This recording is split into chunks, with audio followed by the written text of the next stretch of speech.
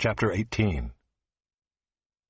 After this, Paul left Athens and went to Corinth, and he found a Jew named Aquila, a native of Pontus, recently come from Italy with his wife Priscilla, because Claudius had commanded all the Jews to leave Rome.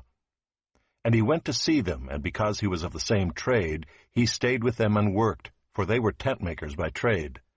And he reasoned in the synagogue every Sabbath, and tried to persuade Jews and Greeks.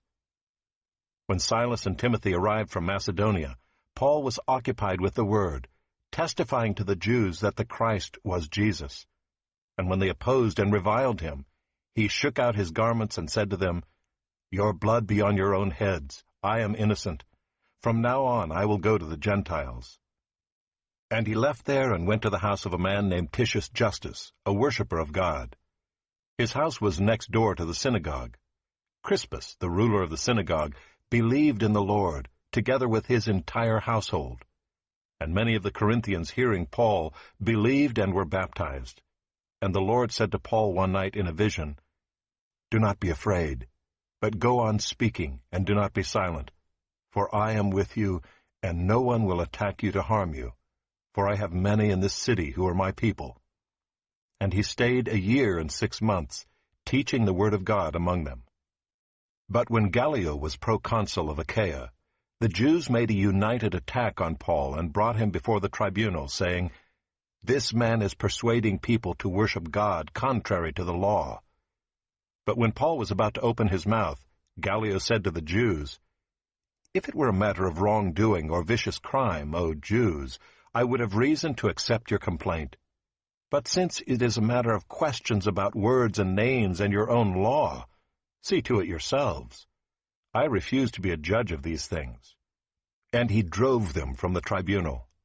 And they all seized Sosthenes, the ruler of the synagogue, and beat him in front of the tribunal. But Gallio paid no attention to any of this. After this, Paul stayed many days longer, and then took leave of the brothers, and set sail for Syria, and with him Priscilla and Aquila. At Cenchreae he had cut his hair, for he was under a vow. And they came to Ephesus, and he left them there, but he himself went into the synagogue and reasoned with the Jews. When they asked him to stay for a longer period, he declined. But on taking leave of them, he said, "I will return to you if God wills." And he set sail from Ephesus.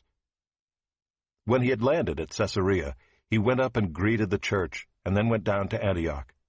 After spending some time there, he departed and went from one place to the next, through the region of Galatia and Phrygia, strengthening all the disciples.